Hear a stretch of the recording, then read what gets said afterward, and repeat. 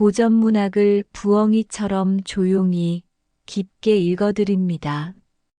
오늘 함께 읽을 이야기는 아주 오래 전부터 세상의 아이들에게 그리고 어른들에게도 사랑받아온 이야기입니다.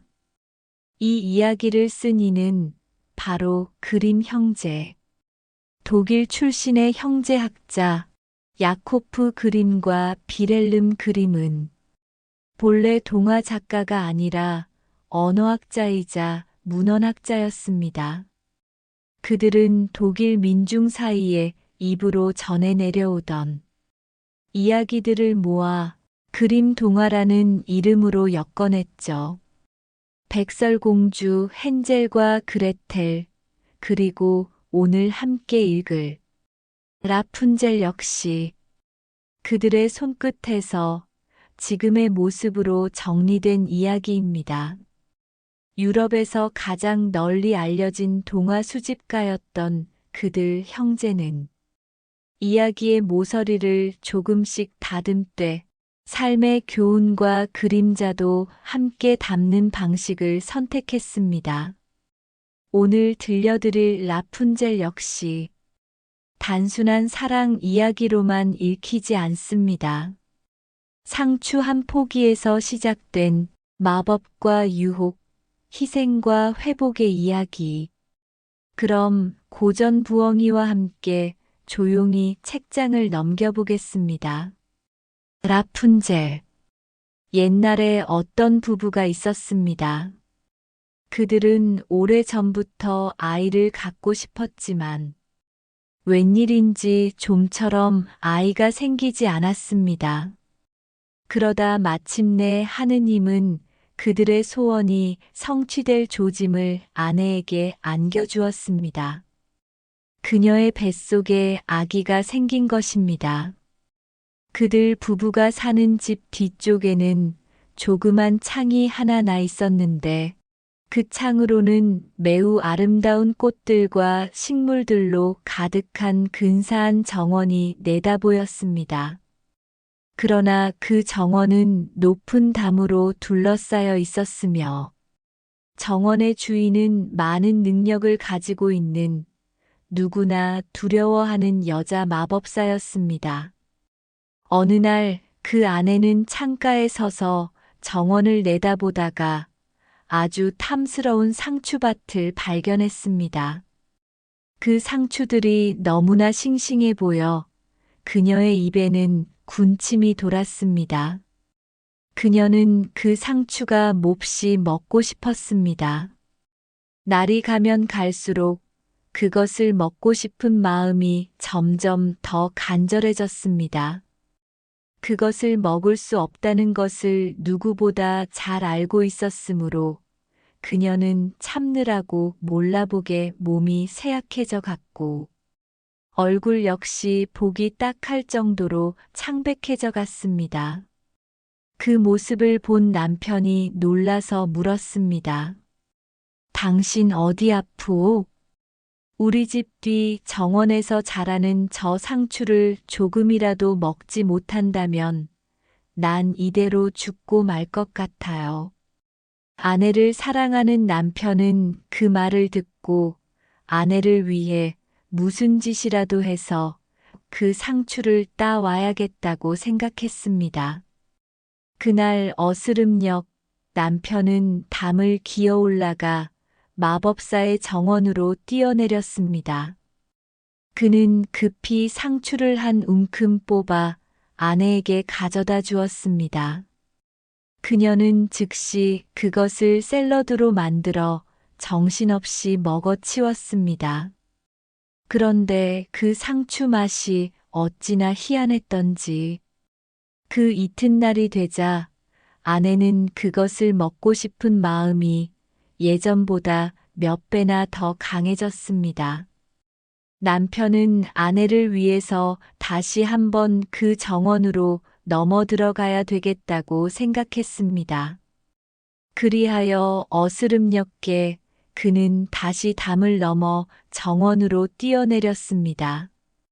그러나 그가 땅에 발을 디디는 순간 그는 기절초풍할 정도로 놀랐습니다.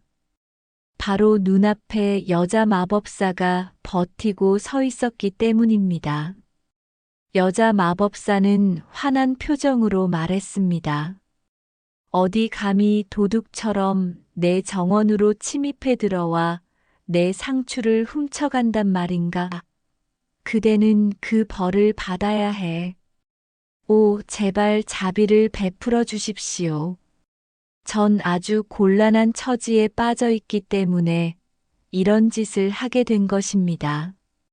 제 아내는 창문을 통해 여기 있는 상추를 보고 이게 너무나 먹고 싶어서 시름시름 앓게 되었습니다.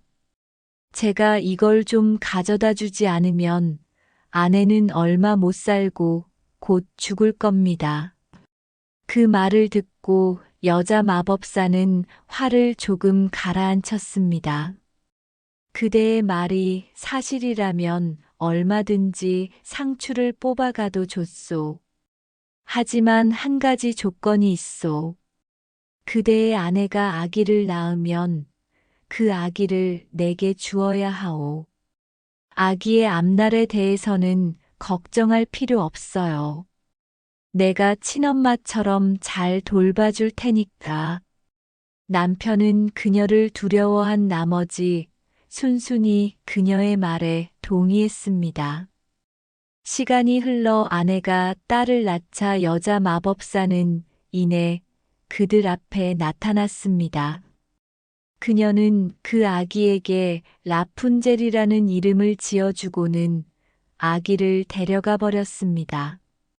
라푼젤은 상추를 뜻하는 독일어입니다.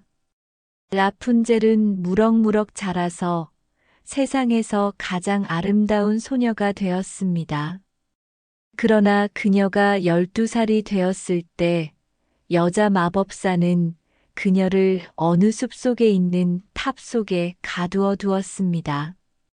그 탑에는 문도 계단도 없었고 맨 꼭대기에 조그만 창이 하나 있을 뿐이었습니다.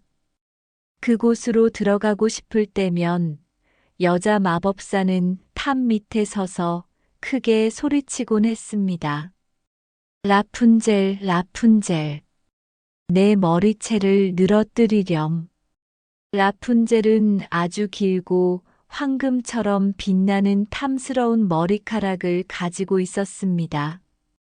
여자 마법사의 목소리가 들릴 때마다 라푼젤은 따아서 틀어 올린 머리카락을 내려 창문에 달린 고리 주위에 한 번 감았다가 20m 이상이나 되는 아래로 늘어뜨렸습니다.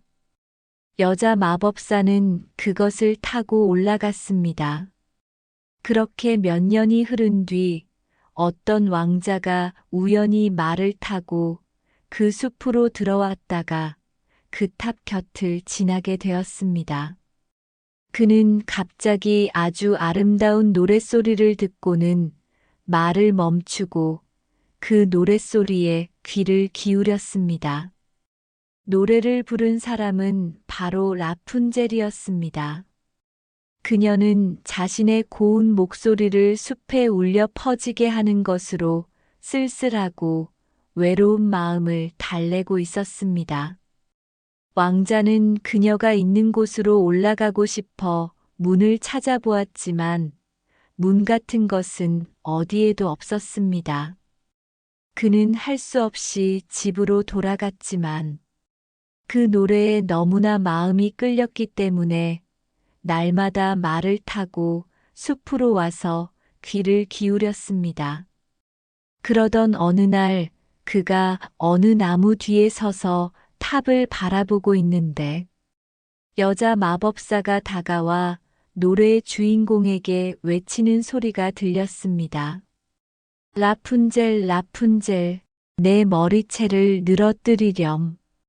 그러자 라푼젤은 길게 따은 머리채를 아래로 늘어뜨렸고 여자 마법사는 그것을 붙잡고 탑으로 올라가는 것이었습니다.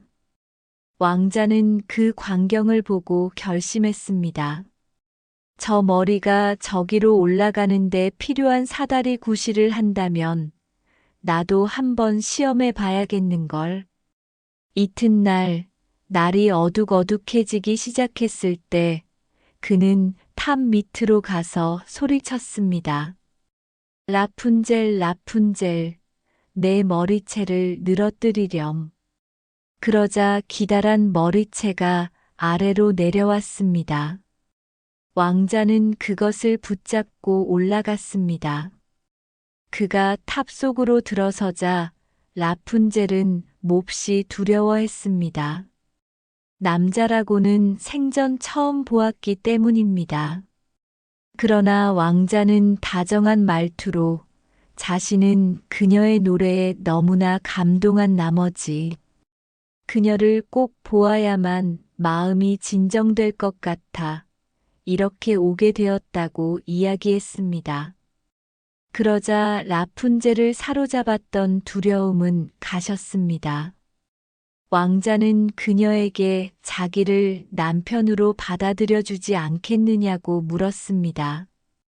라푼젤은 젊고 잘생긴 왕자에게 마음이 끌려 이 사람이라면 늙은 어머니, 고텔이 자기를 사랑해 주는 것보다 더 자신을 사랑해 줄 것이 분명하다고 생각했습니다. 그래서 그녀는 고개를 끄덕이고 자신의 손을 그에게 맡기며 말했습니다. 기꺼이 당신과 함께 가고 싶어요. 하지만 난 여기서 내려갈 수 있는 방법을 몰라요. 그러니 당신이 여기 올 때마다 비단실 한 타래씩을 가져다 주세요. 그것으로 사다리를 엮어서 다 되면 그걸 타고 내려가겠어요. 그러면 당신은 날 당신의 말에 태워서 데려갈 수 있어요. 그들은 사다리가 다 만들어질 때까지 매일 밤마다 만나기로 약속했습니다. 그 노파는 낮에만 찾아오니까요. 한편 여자 마법사는 아무것도 눈치채지 못하고 있었는데 어느 날 라푼젤이 그만 무심코 말을 꺼내고 말았습니다. 어머니가 왕자님보다 훨씬 더 무겁게 느껴지니 웬일일까요? 내가 그분을 끌어올릴 때면 그분은 눈 깜짝할 사이에 이리로 올라오거든요. 여자 마법사는 놀라서 소리쳤습니다. 이런 빌어먹을 것, 이게 무슨 소리야 그래. 난 내가 바깥 세계와는 아예 접촉을 하지 않았다고 생각했는데 이제 보니 날 속였구나. 여자 마법사는 너무나 화가 난 나머지 라푼젤의 아름다운 머리채를 휘어잡아 왼손에 몇 번 감은 뒤 오른손으로 가위를 움켜쥐고 싹둑싹둑 잘라내 버렸습니다. 그녀의 아름다운 머리카락은 그대로 땅바닥에 떨어졌습니다. 그러고 나서 그 잔인한 여자 마법사는 라푼젤을 사람 하나 보이지 않는 황량한 땅으로 데려갔습니다.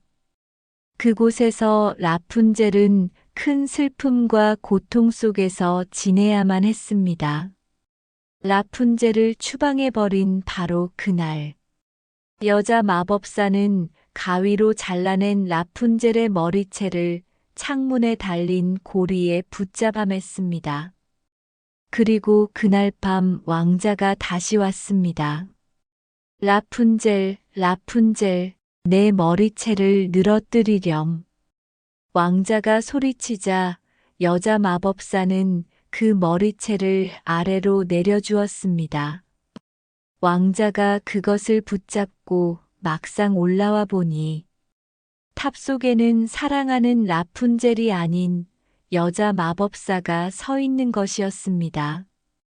그녀는 분노로 이글거리는 눈으로 왕자를 노려보았습니다. 그리고 조롱하듯 말했습니다. 아, 왕자님께서 친애하는 부인을 데리러 오셨군 그래. 하지만 이제 그 아름다운 새는 둥지를 떠났어. 더 이상 울지도 않을 거야. 고양이가 그 새를 물어가 버렸어. 그놈은 당신의 눈도 핥히어 버릴 거야. 이제 다시는 그년을 볼 수 없어. 다시는 그년을 보지 못할 거야. 왕자는 슬픔으로 넋을 잃고 깊은 절망감 때문에 탑에서 뛰어내렸습니다. 그는 다행히 목숨을 건지기는 했으나 그가 뛰어내린 곳에 자라고 있던 가시나무에 눈을 찔려 장님이 되고 말았습니다.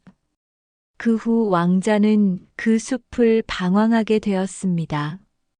식물 뿌리와 산딸기만으로 목숨을 이어 언제나 사랑하는 여자를 잃은 슬픔과 비탄에 쌓여 지냈습니다. 그렇게 살면서 왕자는 여러 해를 떠돌아다녔습니다. 그러다 마침내 그는 라푼젤이 자신의 아이인 아들, 딸 쌍둥이를 낳아 비참하게 살고 있는 그 황량한 땅에 이르렀습니다. 귀에 익은 어떤 여자의 목소리에 이끌려 그 소리가 나는 방향으로 똑바로 나아가 라푼젤이 있는 곳에 당도한 것입니다. 라푼젤은 한눈에 그를 알아보았습니다. 라푼젤은 그를 끌어안고 울었습니다. 그녀의 눈물 두 방울이 그의 두 눈에 떨어지자 왕자의 눈이 다시 밝아졌습니다. 그는 시력을 되찾은 것입니다. 그는 라푼젤과 두 아이들을 자신의 왕국으로 데려갔습니다. 왕국 사람들은 그들을 반갑게 맞이했습니다. 그 후 그들은 오랫동안 매우 행복하게 잘 살았습니다.